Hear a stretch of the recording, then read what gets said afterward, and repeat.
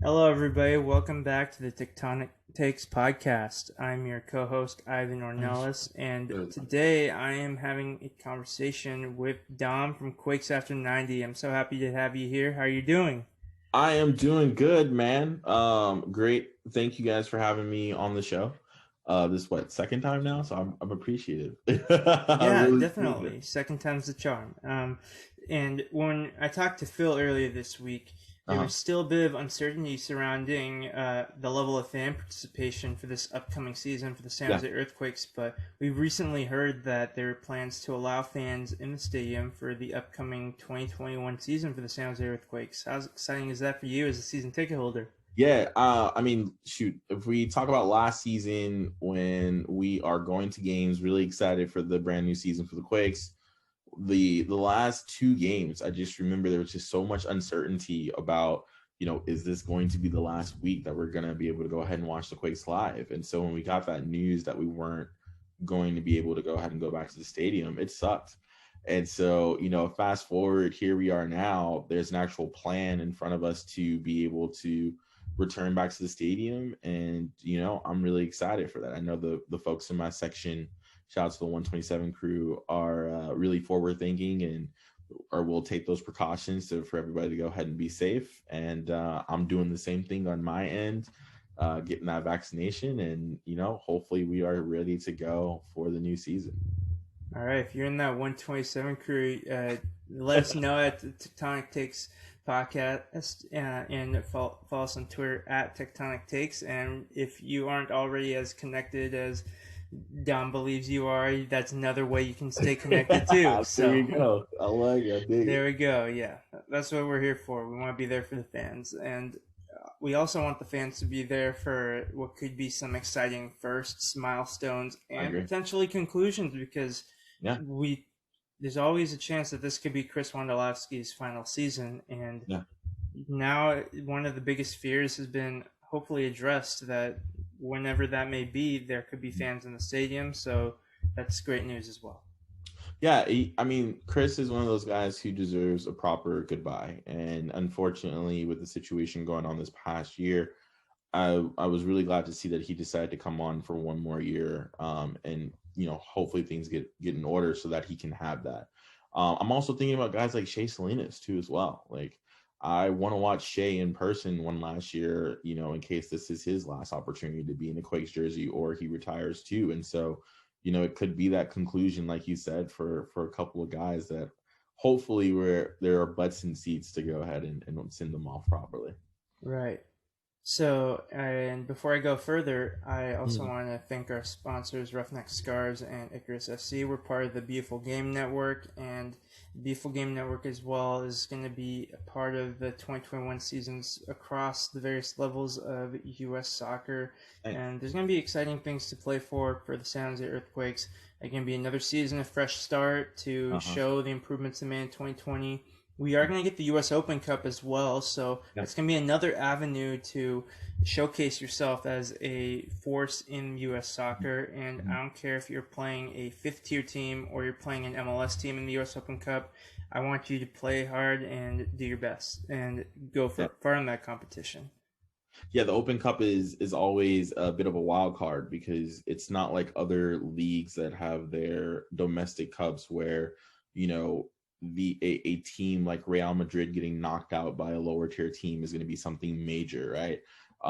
In the United States, that parity is definitely there. I know the lower leagues have a lot less to work with instead of funds, but the competitive nature of the matches regardless has always been pretty up there in my opinion. So it's something I'm looking forward to too as well. The parity we love about MLS is present in the USL Championship and the further down you go. So with that parity, you get a sense of teams feel like on their day they can beat anybody, and that includes Exactly. the MLS teams, especially if MLS wants to roll the dice and maybe they send their two sides or their USL affiliates or any sort of bench players. It's a good opportunity for players who aren't playing MLS every week to get some minutes, but it's not going to be just a Sunday stroll in the park either. And with the MLS season approaching, and this week in particular, we're in a bit of a situation with there's other than the All-Star game tomorrow, there's not NBA going on right now. The Sharks are getting more L's than W's at the moment, so I know Quakes fans in particular are very eager to watch any sort of domestic soccer once it comes your way. How optimistic are you going into this 2021 season? So for me, it's really an understanding of like what is Jesse Fiorinelli looking at? Is he looking to make an impact in these final years of the contract for his coach, or is he looking to go ahead and build the future? And I think this season is going to tell us a lot of what is going to happen. I mean, when you look at the roster, there is I would say a 50-50 split of trying to understand what it's going to look like, right? Like we have some youth that we've drafted, guys that we've brought in as homegrown players, guys that we can see in the future playing for this club even after Matias leaves. Like I think a guy like Judson, I would want him around even if MA isn't there, right? But then we also have a number of guys who are just on these like 2-year contracts for pretty much the longevity of Matias's contract, and the team could pretty much just be blown up after this project, quote unquote, is over with. And so those are just the things that like I look at that I've been trying to understand this off season, and I really feel like a lot of answers to the questions that I've had are going to be answered in this season, regardless if the Quakes do good or bad. Yeah, I think I know more about this team after the 2020 season, but I know less about what to expect from them in terms Yeah. of like table finishes, results, comparisons to other teams. And that's part of the factor of MLS. It does vacillate a lot from season to season. You Yeah. get a lot of different teams that win MLS championships over the course of, Yep. 10, 15 years, as opposed to some of the other notable leagues where it tends to be among the same 5 or 6 teams, Yeah. if that. Um, so looking at the rosters from 2020 to 2021, which one would you say is more talented? That's a great question, actually. I am in the boat of this. You know what? How do I even properly answer this question? Because I have so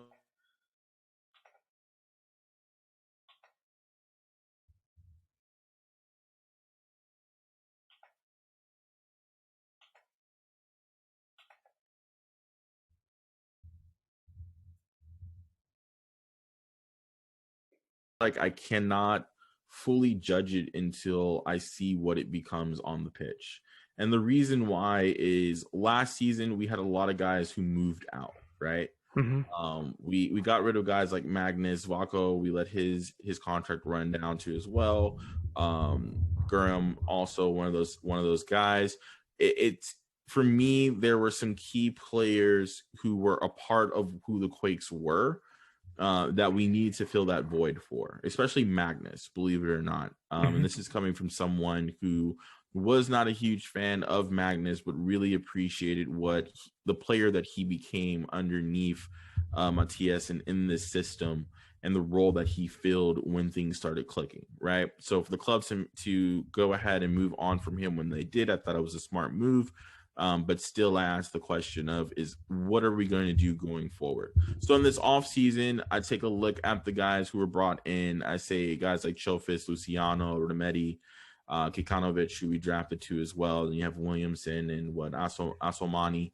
I feel like majority of those guys were brought in just to fill the depth of the players that we had lost.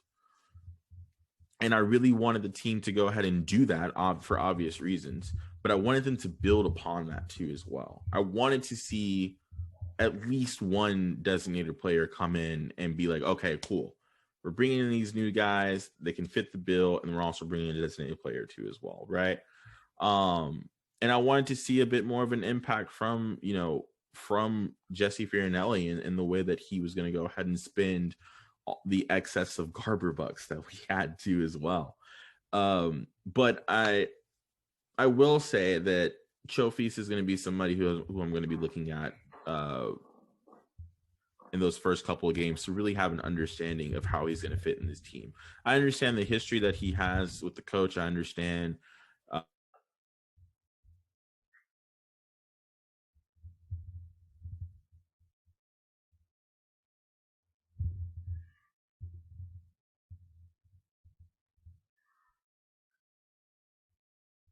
cheaper someone who can do the things that you require in that role. I think that's a smart move. With Remedi, you're going to have Jackson Ewell missing time for national team duty. You're going to need somebody to go ahead and help out Judson. Hopefully, Judson doesn't end up having any injury situations and can be as steady as he's been, the past 2 seasons. And I think that's a really good move. But then I start looking at situations when it comes to the forwards, and I have the same question that I did, last season. Where are the goals going to come from? Are we really going to rely on Rios as our potential starter and have Wando be a sub while these other 2 guys like Kikanovic and Williamson and even Cade sit there and develop? These are all young kids. You know what I'm saying? And to just go ahead and say, just throw them in there, they have the ability to go ahead and make an impact. And it worked to varying effectiveness last season when we started to have injuries pile up. Yeah, exactly. But see, here's my thing, and this goes back to the money situation with the Garber bucks. We splashed a lot of cash on Remedi, right? Yeah, we did, right? Exactly. But we've saved so much money in other ways with homegrown players, with guys from the draft that you're not going to have to pay a lot at the moment, where I'm questioning really just the plan of Jesse there, of why he didn't want to go ahead and splash some more cash on another, let's say, forward, right? Because for me, I don't know if Wando is going to be able to go ahead and bail us out again this season. I don't feel like Andy Rios is going to be consistent enough. And so if you're sitting here saying, let's throw in our teenager wonder boy into the fray to go ahead and get the job done, right. Along with 2 rookies coming into the league who still are going to need to develop, if we're basing it off of the other guys that we drafted in the past and really haven't seen rotational minutes, right? It's gonna be a lot to handle in a situation where the schedule was so jam packed like it was last season for that front line, right? Yeah. And that's where I go ahead and I say I don't really like how this team has been built this season. So when it comes, you kind of answered. Sorry, you kind of answered this question a little bit, but with where are the goals going to come from? Yeah. So when I ask where you feel like we still need improvements, is that the biggest area, and is there any other areas you can think of? Center back would be another area. Right. That's what Phil mentioned as well. Somebody else, yeah. Mm-hmm. I think it's not only for us at Quakes After 90. I think it's for a lot of folks, right, who follow the team. We look at the issues that we had last year on defense, and you look at the options that we have on the bench, and Alanis is going to be gone next season. So what does that future look like? Flo is getting older. What is that future going to look like? Do you still continue to play him in a center back role when that wasn't what we brought him into this club for? Which he reminded us of a few times in his podcast appearance. Exactly. That's not his role. I've been saying this for a while now, and so, for me, I thought that was like a no-brainer. We're going to see a center back come in, but that hasn't happened. So I'm like, Tanner Beeson, is that going to be my option going forward? Do we really think that he's the guy that can step up this year with Alanis to hold down the fort? I don't know. But I would rather not have that question mark there worrying about my center back situation going into the season. Really, the other thing that I want, I'm on the side of wanting a DP number 9 instead of a DP 10. I Oh, interesting. I really do enjoy center attacking mids. I love watching great midfielders when it comes to the sport. I think the MLS has a number of guys in that midfield who are very impactful for their clubs. But then Pozuelo, Zelarayan, Lodero, to name a few. exactly, guys who we're going to have to face a couple of times this season, right? Mm-hmm. But then I go ahead and I take a look at the numbers when we're talking about goals and assists for the league for the previous year, and tell me how many number 10s are there compared to number 9s. You're going to see more number 9s in the designated player slot. In assists. Now that's interesting. Up there with goals and assists. I mean, this is where real life deviates from FIFA, that's for sure. Yeah, it really is, right? Yeah, in FIFA, like, you'll have a 90 rated striker, it will be like 30 goals, 3 assists. Like, yo, this dude's doing nothing but banging it up, right? But, you know, it's a testament to how much of an impact that role can have on your club. And for me, if you're gonna go and get a guy like Chofis, who you said you've been after for a while, and this was the way to go ahead and pull the trigger, fully taking advantage of his situation and probably having to spend a lot less money to go ahead and bring him in, go spend the cash on a number 9 then. Make it rain. You know what I mean? If you're not going to use all 3 DP slots, we already know that this is the San Jose Earthquakes, right? So use that. Unfortunately, use one of those 2 slots to go ahead and bring someone in who a guy like Chofis, who you've been after, can really go ahead and work with. I think that's a no-brainer to really go ahead and try and push things forward while Wando is on his way out, while you haven't seen consistency from Andy Rios, and while you have 3 other forwards who are in the developmental phase. So, you know, that's to answer your question, that's what I would be looking for. So another question I asked Phil was, what is your starting lineup for 2021? And I could up the ante because you mentioned a lot of players that are going to be likely on the bench and getting certain roles and minutes and whatnot. So do you want the additional challenge of, if you had to name like a 7-player bench, who would you want to see? Or do you want to just stick with the starting 11? Man, I don't even know. Naming a 7-player bench, I feel like that in itself would be a bit of an issue, just because we have no idea how certain guys have progressed yet, right? So let's just go with the starting 11 then. What would yours be if you had? What do you think it would be for 2021, rather than what would you want it to be? Yeah, I want JT in goal. Okay, for sure. In front of him, I would have to go with the experience of Alanis and Flo. Okay. I would like to see Luciano, since we brought him in, go ahead and get that start. Tommy Thompson is just going to be in that role in left back. That is his thing instead of Marcos Lopez. You know, because now you have to make the decision of who's going to be the rotational player, right? Right. And I think I'll let you finish, of course, not to be all Kanye. I'll let you finish, but Tommy Thompson, I feel like he's a Swiss Army knife, but I don't think we've seen enough of him where, like, do we want Tommy Thompson to start 34 games in an MLS season? I think we can do okay without him starting 34 games, but he's a Swiss Army knife. You can play him as a fullback. You can play him as a holding midfielder, not as a CDM, but like as a CM, and then as a right winger or attacking midfielder. So I think the best way to use that versatility, if he's not a nailed on starter, is for him coming off the bench, because different games will require different things.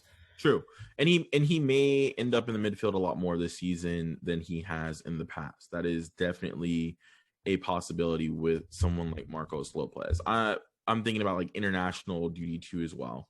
Right. So this is just going to be the lineup for if you have all your players available. I'm still gonna take Tommy Thompson. I'm a huge Tommy Thompson fan. I'm sorry. I am too, and even though I don't think he wouldn't be my starter, whenever he's on the field, I still want him to succeed. So all good. I'm still gonna take Tommy Thompson. Okay, sounds good. So your back four is Abakasis, Flo, Alanis, and Thompson. Yep, exactly. The midfield gets a little bit money. I know you have to throw Mm-hmm. trophies. Yeah. I know you have to throw trophies in there because you've been after him for so long. Oh yeah, you got your white whale, Ahab. Like, Yeah, pretty much, right. But Jackson Ewell is the midfield general on this club in this club. So Jackson is definitely going to be in there. I don't think Judson has done anything to go ahead and lose his starting role, so I'm definitely going to have him there too. And then I would have trophies inside there just so we can see what he does going forward. I'm obviously going to go ahead and have Espinoza in that starting lineup. I also think that we will. I'm gonna. People are gonna hate me for saying this, but Rios is going to start in that first game. I don't see how it doesn't happen. I don't see Wando starting for the beginning of the season as the starting forward. I'm so sorry. it's okay. I'm just a believer of speaking into existence. So but it's one of those things where like it's a possibility we have to be prepared for. Yeah, It's a possibility we've become accustomed to last season, and things got a little bit mixed up near the end. Yeah. Wondolowski got in a good run of form and started getting more starts, but as long as Andy Rios is at the club, like. Sounds like Earthquakes are going to need to get something out of him, and we did see a few good things down the stretch. Yeah, and you're paying them big bucks. I mean, when you're playing guys and somebody that's going to have that impact, right? I would hope that if something came about that they would go ahead and make that move, but the past has told me that it's just not going to happen. Where's the player from last summer? Right, that's true. Go ahead and bring in, right? So I'm not confident that that's going to happen. I would like to see the space we have available right now filled because of that. I do have that distrust, but more importantly, we do not have a USL affiliate this season. Right, so that's one option for like a cheaper alternative out the door. I don't know where my surge of confidence came from that we're gonna make a move this summer. I guess I just felt like it's fine. There's a lot of different things that could happen. Like a free agent could wash up into San Jose or something. But yeah. Yeah, I mean the opportunities are there. Like, let's not shut the door on that, right? Let's not say, okay, we need to be completely negative about this happening. I'm just one of those guys who was just going to remind you that this same thing was said this past season and it did not happen. Right. And we also are working with less resources when we do not have a USL affiliate to go ahead and send guys down for a partial season loan, get some experience and come back, or see if somebody is doing pretty well with our affiliate and then go ahead and try and bring them in. I mean, SKC took a number of our potential options towards the end of last season where we had passed on before the playoffs. It's just, wait, was it SKC or Minnesota? It was Minnesota. Yeah. Right. Sorry. Okay, I was about to say, yeah. I was about to say it was Minnesota. And it's one of those things where it's just like it's just not that talent pool, that MLS talent pool, that USL talent pool outside of the rumored potential player that we were trying to sign this past season, from that lower division that deal just didn't go through because of money. He doesn't really dip into it too much, and I'm not really sure that it would happen this year during the summer. Now, bringing somebody else outside of the league in during the summer, there's always a risk with that, 100%. There's literally no reason for them to become affiliates other than the fact that I connect the two cities, but I'm just gonna dream about a world where San Diego Loyal is our new affiliate. That would be amazing. That'd be so rare. The Sands coming together. A lot of people like on the subreddit and online have said like, oh, the Oakland roots, and I've been saying the Quakes After 90 podcast. I do not see that happening. There's nothing that benefits Oakland in that scenario for them to be an affiliate. They have their own plans, their own goals, their own way of going about. They're working on their own identity. Exactly. I just don't see that happening. Even though they do have guys who've played for the Quakes before, involved. They have Nana Atakora. Exactly. Muma was there too as well in that opening season for them. But I just don't see it happening. So, what is your tectonic take for the 2021 MLS season? It could be Quakes related. It could be MLS in general. What would you pick? Let's see. My tectonic take for this season. It's a good one. I think I'll keep it Quakes related. Okay. I want to stick more so with the Quakes since this is a Quakes based show. Right. Uh, I'm gonna go all in on Trophies. I am. I'm gonna go all in on him. I think that they've looked at him for a while. They they wanted to pull the trigger on him prior to the situation happening and really seeing an opportunity to go ahead and strike and get a guy to come over to the club that they've been wanting for a minute. And I think that now that Matias has him on the team, he's gonna have him on the pitch, gonna be able to keep an eye on him in a boring city like San Jose. I think that the results are going to be significant for the Quakes going forward. I think it will help Espinoza have an opportunity to bang in some more goals and not really just be a provider or providing service, and switch that tally around from more assists to more goals.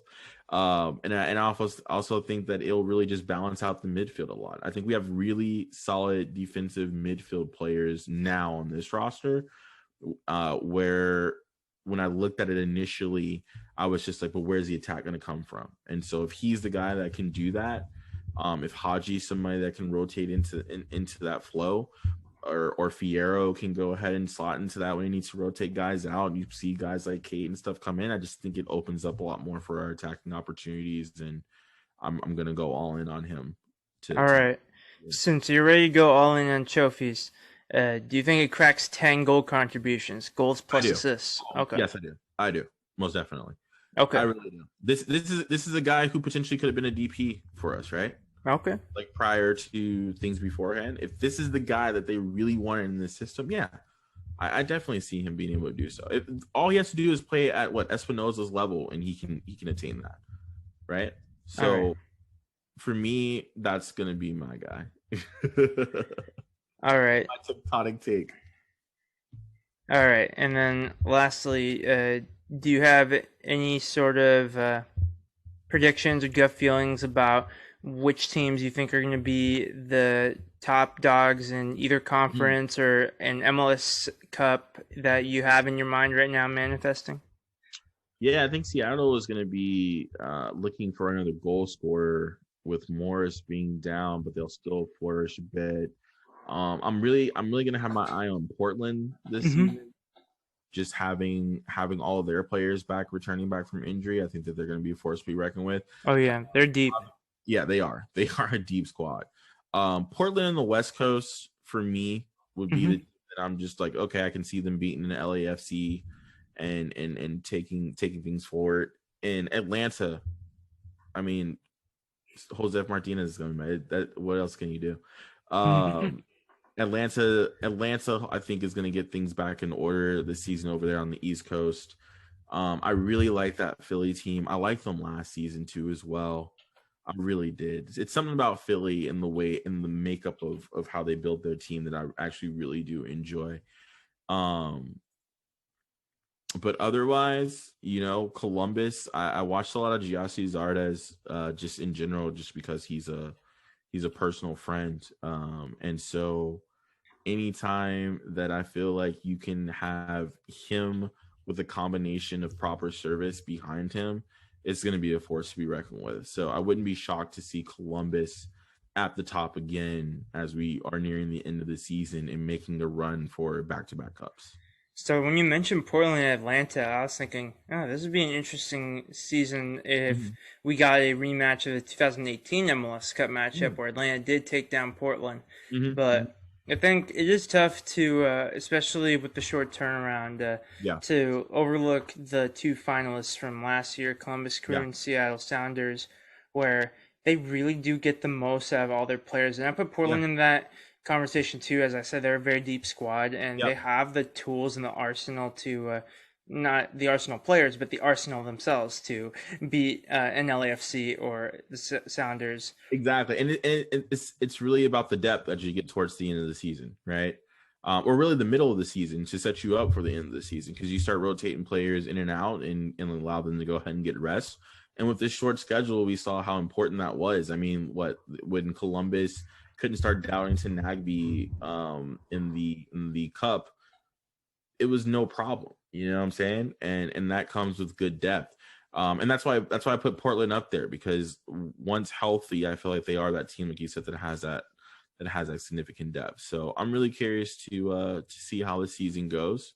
But I think the Quakes are going to have a number of opportunities to go ahead and strike here in the West, while teams like LAFC still try and figure out their defense and how they're going to move forward. I think this is prime time for our club really to go ahead and say, all right, we've gotten the pieces that we want. They may not be super flashy. We still may have 2 DP slots open, but we're still going to do some damage. The key to this season, I think, is going to be how much can certain clubs sneak up on people. When I think of the Eastern Conference, I think New England Revolution and Nashville in particular, they're able to sneak up on their teams in their conferences. They lack in star power compared to some of the other big clubs, but they have a well-run and balanced side, both of them. And Western Conference, could Colorado Rapids sneak up on players? Like, more and more people have eyes on their young players. Yeah. And I think San Jose Earthquakes, that's going to be a big question for us too, because we were able to have that late surge to sneak into the playoffs. Yeah. And I think more teams are going to maybe not circle us in our calendar, but maybe put a little star there as like, okay, we're going to pay attention to these guys a little bit more this season. So yeah, I'm looking forward to it. A lot more questions than answers at the moment, but that's how we like it going into a new season. I'm down with it, man. I think our starting 11 is going to be fantastic once everybody's back from international duty and they have more time to really go ahead and gel. I think that guys going on assignments too as well is gonna have them come back with a better skill set too, to really just go ahead and say, let me put this in the mix when we're playing with the Quakes. So I'm excited, man. I like Chofis. I like Rometti. Those are 2 guys who I said these are the type of signings that we need. Right. And I really hope that the other pieces to the puzzle all fall in place and those guys can get clicking once we see the preseason and go into the season. All right, so that'll do it for tonight. Thank you so much for your time tonight, Dom. It's always a pleasure, and I look forward to speaking to you again, whether it's on or off the podcast, because I always enjoy hearing your thoughts. Yeah, man, most definitely. We're definitely going to go ahead and get the whole crew together on your end and my end, and we'll all do a roundtable chat too as well before the season gets going. So excited to talk to you guys again. Thank you for having me on the show, and to everybody out there, thank you guys for listening. Yep. Thank you once again to the Beautiful Game Network for hosting this podcast. Thank you again to our sponsors, Roughneck Scarves and Icarus FC, for providing great material for soccer fans and players to be able to showcase their passions. And thank you to all of you listeners, whether you're on our Patreon or you're listening to the first time or the 20th time. If you're following us on Twitter at TectonicTakes or on Facebook or YouTube, we all appreciate you. And we look forward to the next podcast. And we look forward to the Quakes season getting started in a few weeks' time. Go Quakes. Go Quakes. All right. You guys, over that 700, 800K threshold, I need to see the production. And Fierro is going to be in my starting lineup too as well, just because I think that he really got the hang of playing with the rest of the team towards the end of the season. I liked what I saw. Yeah, before we leave the Rios train of thought, I just wanted to say we can't afford to leave one of our best attacking threats completely out of the rotation, like a certain London team, right?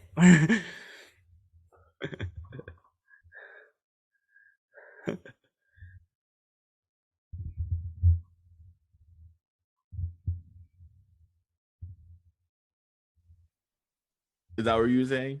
Yeah, Ozil, yep. Sorry, I was just like, hold on, wait a second. I was like, Arsenal has a lot of problems right now. We are struggling. I was like, shoot, do you want to talk about Alba not being inside there? Do you want to talk about Lacazette being pushed out? You want to talk about not having an understanding of where you go ahead and play? It's like I can go on and on about it. Yeah. But ultimately, I think that would be my starting 11. Going into guys to rotate into those roles. I would give. Can you just read off your 11 one more time? Yeah. So it was Jesus Christ. It was JT. Mm-hmm. It was Flo. It was Alanis. It was Abakasis. Yep. It was Tommy Thompson. It was Jackson Ewell, Judson. Chofis Espinoza, and then we are going to go with Andy Rios starting up top, That's 10 players. and then we had Fierro on the other side. Okay, there we go. Yeah. That's 11. All right, okay, perfect. So there we go. Question answered. What player are you most excited about this season? This doesn't have to be a new transfer. It could just be anyone in the squad that like you have a certain level of Have an eye expectations on. from. Yeah. Saeed Haji, and this is one of the guys I was going to talk about in terms of wanting to see how folks have developed, wanting to see who is going to take a step forward and become a true rotational player that we can slot in, those midweek games or those short rest games and say this guy is ready to go. I am looking for people like Haji to really make an impact after having some time to really substitute into games and be in those training regimens underneath Matias. I feel like he's probably been working off season, doing some great things, hopefully. And I want to see that in preseason shine because I feel like that's going to be an opportunity for him to really have his chance going forward. And I hope that he's somebody who flourishes. Again, another young player coming from our homegrown situation. He's Generation Adidas for us, so it's a cheap option, but somebody that I have high expectations for. Yeah, as we're both wearing Adidas jerseys, it's nice to Yeah, there mention we the go. Generation Adidas. Yeah, when I think of Haji, and you can throw in Akanyarije, Mm-hmm. Calvillo, and to a Mm-hmm. lesser extent Fuentes and Ochoa because they're much younger, or About in 2 years football younger. terms, yeah.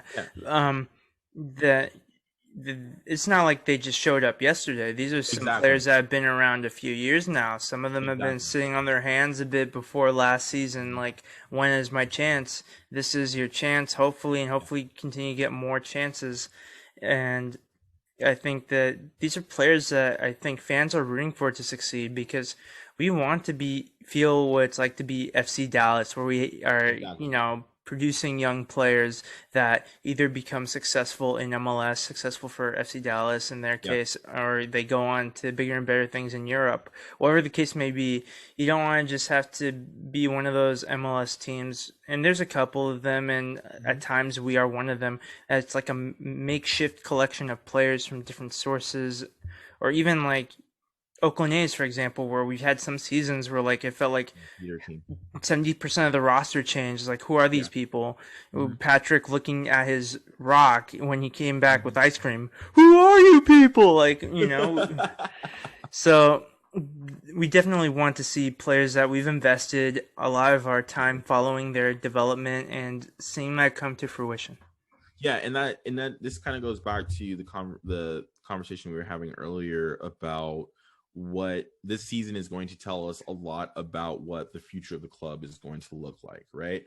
And I look at this roster, and like I said, I see guys who are going to be here for this year and the following season, and we can make another playoff run. I think that's possible.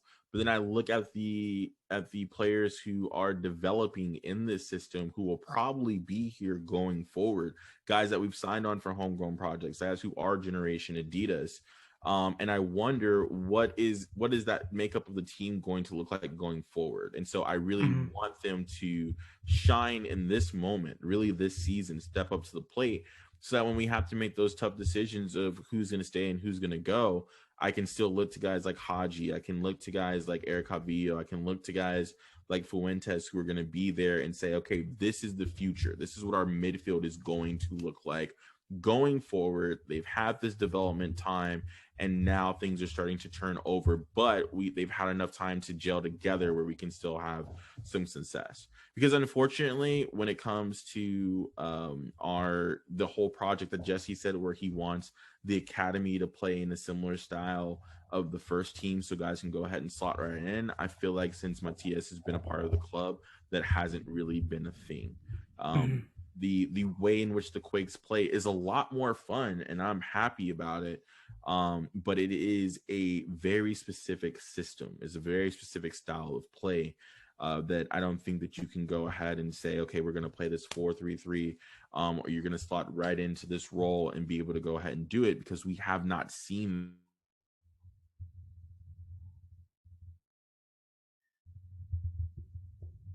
All right. Yeah, I get what you're talking about. So, who do you think will have the biggest bounce back season? Biggest bounce back season. That is a good question. Biggest bounce back season. I mean, that would have to mean that somebody was on a downtrend last year. Which is tough to Uh, say because the Quakes well, collectively they had to be on the yeah, up just to get into the playoffs. pretty much, and they put together a number. They strung together a number of games that were really good, and that ultimately benefited us to go ahead and come knock on the door at SKC and possibly moving on. But if there's one player that I think of this previous season where I was just so down on as the time as the weeks went on, it's Andy Rios. It Mm-hmm. really is. Yeah, And I need him to have a bounce back season. I need him to be we comfortable all enough need that. Yeah. and find that consistency because I need goals. Like I need the goal.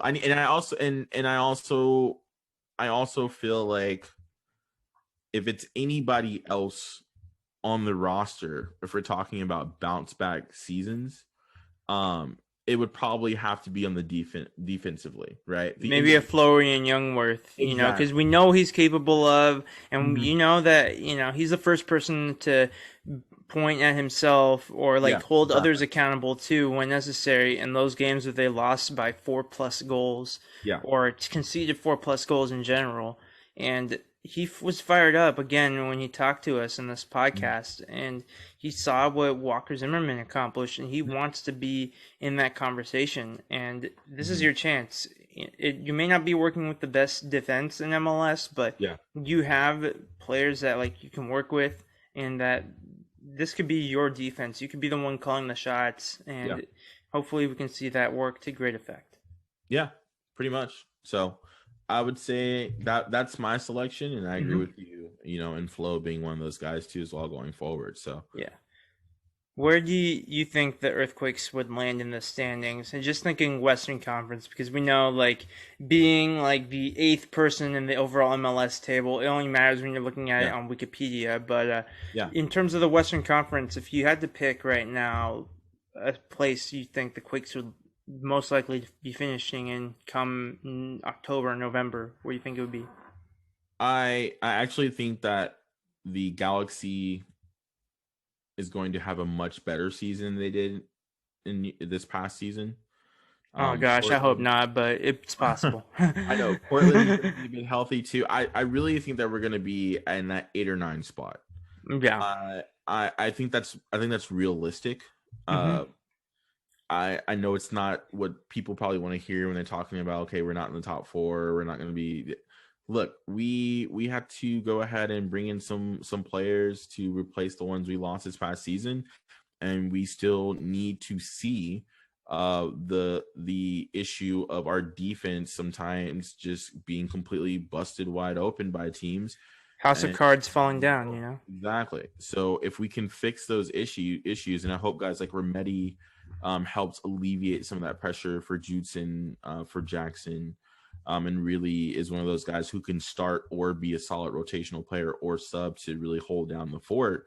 I think that we have a shot to allow our guys getting forward to make an impact and win us some tough games. But Hmm. I still think 8 or 9 is ultimately where we will end up falling as we go ahead and work out the kinks of things. Yeah. So with Remedi, what stands out for me is he scored his first professional goal for Atlanta United in the playoffs. Yeah. So you're going to get a lot more defensive contributions from him than offensive. I think that's a glaring concern, the defensive side of the ball. When I think of standing predictions, I try to map out in my head Mhm. what are teams that you think for sure Mhm. are 9 times out of 10, if you were to simulate this season 10 Yeah. times, are most likely to finish above your team. So Yep. the two of LAFC, the three I like Cascadia that. teams, Portland and Seattle, Seattle, Port. LAFC is still going to be hanging around there. Yep. Minnesota United and Sporting Kansas City are the two Yep. Mr. Consistencies. They're Yep. not going to be too flashy in the way they go about things, I but they're agree. going to get the job done. So that leaves 2 spots if the current format, from what I see, is correct for both conferences, Western and Eastern Conference. Top 7 will go to the playoffs as of now.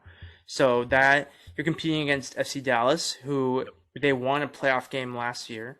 Yep. You're competing against Colorado Rapids, who have a lot of young players, and they're gelling together very well. Yep. A bounce-back season from LA Galaxy. Austin is a wild card, so, like, now if you look at the flip side of things, the teams that you're confident you can finish above, the only 3 teams I can think of are Vancouver Whitecaps, Real Salt Lake, and Houston Dynamo. So that doesn't bode too well.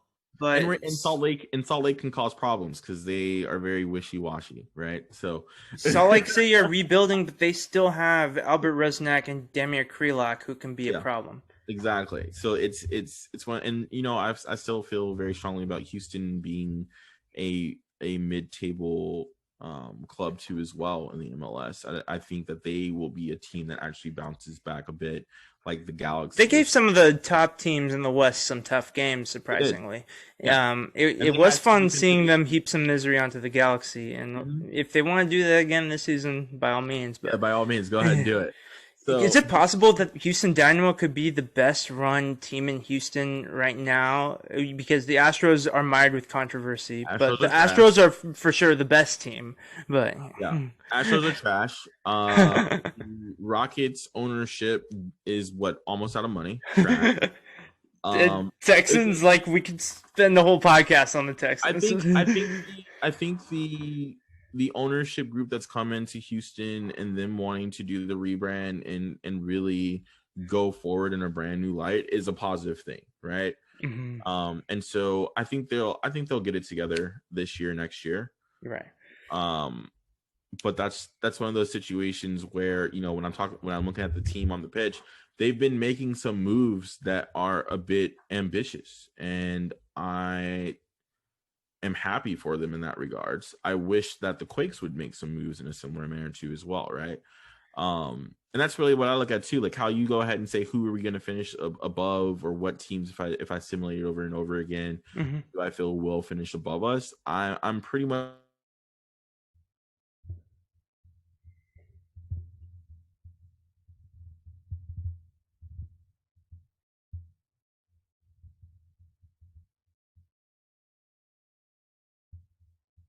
it's like what LA did this past season, right? And so with a new team coming in like Austin, you really have no idea what to expect. If it's going to be, is it going to be an Atlanta situation, or are we going to go ahead and see an FC Cincinnati situation? Right. So I'm curious. Yeah. So it's going to be interesting. Don't mess with Texas, I guess, is the moral of the story.